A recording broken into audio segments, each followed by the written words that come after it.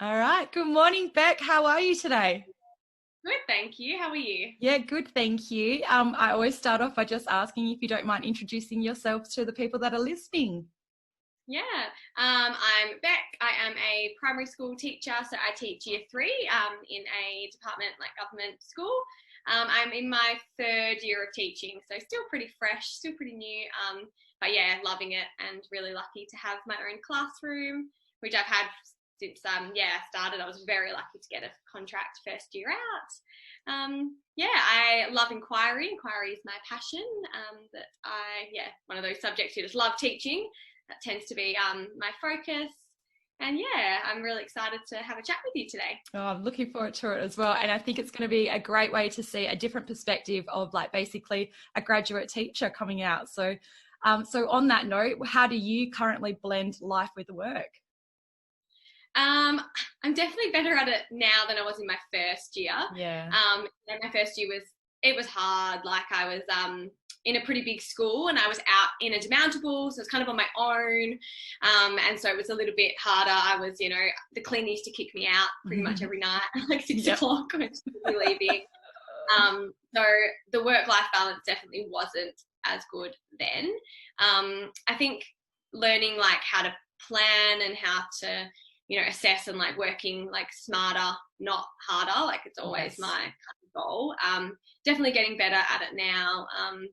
Doing things like I like to like stay at school for a little bit, but then give myself, a time when I know I'm going to leave. And I don't tend to bring as much home now, unless it's like things that I enjoy. So if I'm researching like a new inquiry topic or I'm looking for a really cool resource or something. So rather than bringing home your marking and having to do those sorts of things that maybe you don't enjoy as much. Maybe some people do enjoy marking, but I'm not sure who they are or if they exist. We'd love to hear if they do. But yeah, those sorts of things that I enjoy like doing at home. And just trying to like remember that I always tell myself only I know what I was going to do. So like sometimes I get really like stressed if I've forgotten to do something or if I've run out of time and something doesn't get done, but only I know that was going to happen. The kids don't know, the other teachers don't know, parents don't know. So just try and put too much expectations on myself sometimes. I just have to let those go. Every now and then. I think that's such a good point because we get so caught up because we're thinking about all the things we have to do. We think that other people have the expectations on ourselves. Like we have our own expectations. It's no one else's expectations. So if we can be kinder to ourselves, then all of a sudden that releases the pressure. So it sounds like you've been on a bit of a journey already. Was there any defining moment where you were like, hang on a second, I really need to think about what I was like undoing in terms of staying late and getting kicked out by the cleaners and all that? So was there a defining moment or was it just a gradual thing, part of your learning journey? Probably more of a gradual thing. In my first year, I was working at a school. So obviously I'm in WA, so working at a school down in Mandurah and then living up near Perth. So my drive was about an hour one way. So that was a lot as well. So that took it out of me. And I just think in that first year, there was just like a little bit of burnout, like I was knackered, and that made it really hard.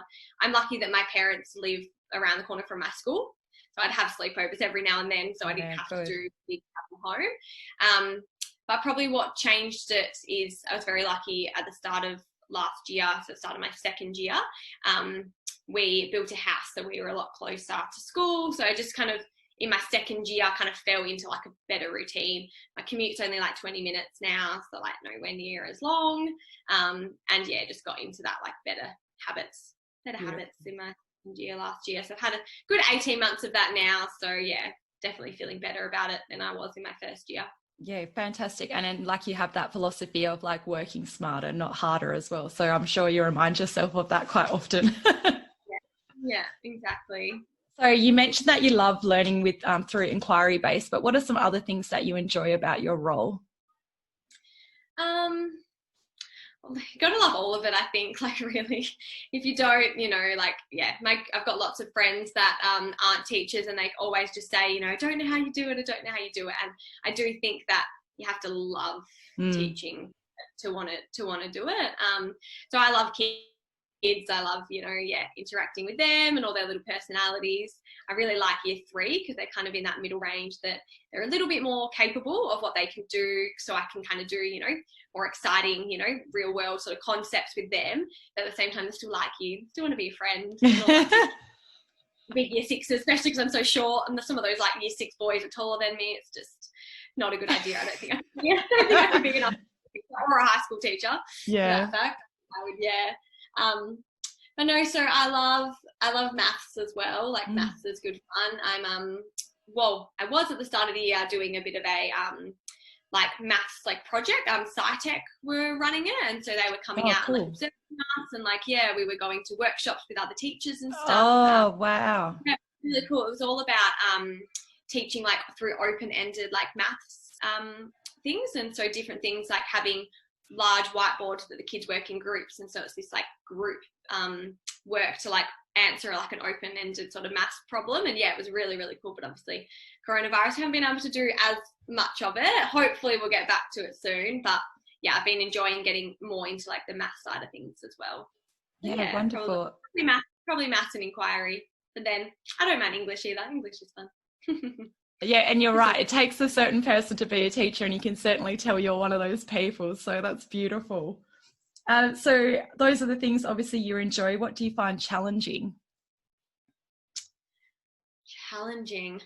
I think I find like what the kids come with and not being able to change that. So I've got a couple of pretty tricky kids at the moment, and just understanding that the way they rock up to school on a Monday morning, if they've had a bad weekend, if they don't have food, if they haven't eaten, if something's happened, like I can't do anything about that. Obviously you can do something about it when they get there and, pour in the love and stuff.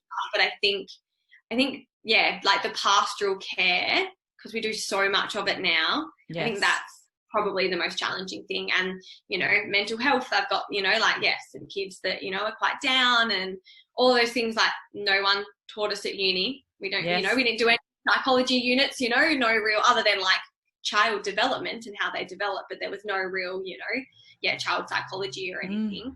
I find that really hard sometimes, that with the way of the world now and, social media that the kids are involved in, and, especially like, the news and the access they have to it and stuff, that I just don't feel very well equipped for some of that stuff. Supporting sometimes. them with that. Yeah. Yeah. So like I'm lucky my leadership's really good, and like I've got support from them, but it's just hard in a class when you've got 6 or 7 kids that all need so much more than just teaching. Yes, definitely. Totally understand that. And then it's the taking that home with you and thinking about it, of all these things that you can do them, and can you do it, and can you really fit it in, and so on. So it's being able to switch off, isn't it? And knowing that you're doing the best you can with what you've got at that point in time. So I definitely agree with that. The heartstrings pull quite often, don't they? Definitely, yeah. So how do you maintain your own health and well-being as a teacher? I'm pretty good this year. And last year I'm going to the gym. So I was really lucky. A girl I went to high school with started up a gym, and I needed like that level of accountability, because she knows if I don't go. So obviously like go to like, a different gym, and if you just don't go, for a couple of weeks, maybe they don't notice, but so good. She'll message me and be like, where have you been? Accountability is always great. Accountability is awesome. And because it's classes, so it's a certain time, so I book in advance, and I know I have to leave school by that time, which is a good way to get me out of the door as well. Yeah, so definitely. That's been pretty good, because it's like, nope, the gym's at 4:30, I can't cancel, I can't, not show up. So that forces me to get packed up and head home from school, which is good. So I think that's good. I enjoy reading as well, so reading's a nice downtime. And this year I'm getting married in December. Well, hopefully. No, you are. It's okay. We're doing well in WA. Exactly, we are doing well. Yeah. So that has been a really nice thing to. So when I'm having my downtime is just getting lost in Pinterest and spending time doing all of that. Just it's a different thing from school, because otherwise like school is my hobby as well. Like I do love it. It's good perspective. You need to kind of switch off so that you're not working all weekend. Definitely. And, you know, I know people that do and they're into it, and that's completely fine. But I'm finding a bit of a shift where I'm like, yeah, no, I want a little bit of separation of, you know, non-teaching related things. Yeah, there's life outside of teaching. Like it is a big part of our life, but there's definitely life out there to be experienced. And also when you are outside of that and having a break from the teaching stuff, how refreshed are you when you get back in the classroom? Like I remember when I would be full-time and then just have a weekend where I just didn't do anything, and then Monday morning just that wave of energy was like that's almost addictive in itself. So knowing that it's okay to step away from your teaching stuff because it's always going to be there, and then when you get back into it, you're going to have way more energy than trying to just keep pushing it uphill.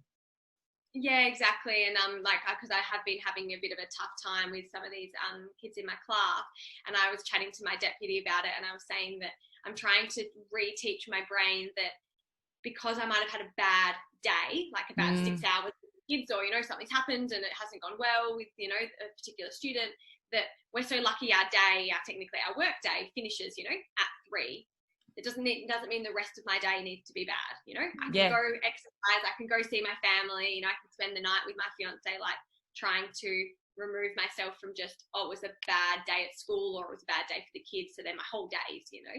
That's right. I'm trying not to, put my whole day on those 6 hours. Obviously, if it's a good day, then that's fine. But when it's been a tough day, like, you know, finishing at 3 and then saying, well, the rest of my day can still, you know, go well. That's right. We're in control of our own well-being and mindset. So that's something that we do actually have like control of. We don't have necessarily control of everything that's going to be happening in our classroom or school environment or even the outside environment. But those two things we definitely have control over. So, all right. So last thing, just to finish off, do you have any recommendations for the current educators out there? Probably just to be kind to yourself. I reckon, like, I think that's such a big thing at the moment, that we have all these expectations, you know, and like, especially with like the teaching Instagrams, obviously like, I'm in that community, and it can be really hard to, you know, the whole compare. So I think the quote that comparison is the thief of joy is really good. And over the holidays, I was like, like, you know, saying it like as a mantra, because it's so easy. And it's so easy to do it in everything, you know, in your day-to-day life, in your clothes, or in how you look, or, you know, even like planning a wedding and stuff, like, you know, and being happy with the now as well, I think is a really big thing. We always want the next thing in life, you know, and so for me, it was having a house, then we got a house, and then it was, you know, being engaged, and then we got engaged, and now I'm trying to enjoy the things that a couple of years ago we would have, you know, wanted. Like, you know, I wanted my own classroom, and I wanted to be, you know, at a nice school, and I have all those things. So stopping, being grateful, I think, just grateful and thankful for where you are in life, and especially at the moment that people are happy and healthy, I think is such a big thing. Definitely. Such wonderful recommendations. And I just also want to bring forward another recommendation. So obviously you mentioned about your Instagram community and how you're part of it. Can you speak a little bit about that, and then also your podcast? Because I think people that are listening from this will realize how beautiful it is to listen to you speak, and all the actual, you're just dropping so many pearls of wisdom there. So where else can they hear or see what you're doing? A little selfless plug coming up. No. It's all natural. It's all authentic, remember? So I have a teaching Instagram. So I started it a couple of years ago, like most people did, to follow teaching accounts separate from your, you know, personal account. And then it grew. So mine is Teaching Treasures, and I just pretty much put up what I'm doing in my class and little things. And then over the April school holidays, I was looking for a little bit of a hobby or something to do, and I loved the idea of starting a podcast. So I've started a podcast called All Things Teaching, and my first episode was with one of my colleagues who's a graduate teacher during coronavirus, and so we talked about how crazy his first term was, because, you know, we were like, this is not normal, this is not what it looks like, you know, he was settled into his first year, and it was completely manic. So it was really interesting. I've hopefully got an episode coming up talking about level 3 teaching, which is obviously something we do in WA, where you get like your next level. I'm not sure what they call it in other states. I have to do some research and see what the kind of comparisons are around Australia. So hoping to have lots of really good conversations with like other teachers to share all of their wisdom as well, a bit like very similar to what you are doing. Wine has that that spin on the wellness sort of side of it. So I think it's really great definitely. that everyone has their own sort of voice and message. And like I was saying to you before we got started on the recording, that I think with teaching in particular, and it links a little bit to what you're saying with like comparing and that, if we can just break down the barriers and the walls of the expectations of being this perfect, all well held together teacher or educator, I think that's going to do the world of good, not just for individuals, but as the whole like conscious community of education. So and you know, the retention rate of new teachers and stuff, you know, we're putting it onto them. They have to come in and know exactly what they're doing, you know, all the time, and it's just not, it's not feasible. So I think, breaking it down, like you say, so that those people that come into the profession want to stay, I suppose. Definitely. So because there's so many good things about it, like you've shared all your passion today. So thank you so much for jumping on with me and having the conversation and sharing your story with everyone. It's a good way to start the weekend. It's wonderful. Thanks, Beck. We'll talk soon. All right, thanks, Jess. Bye. Bye.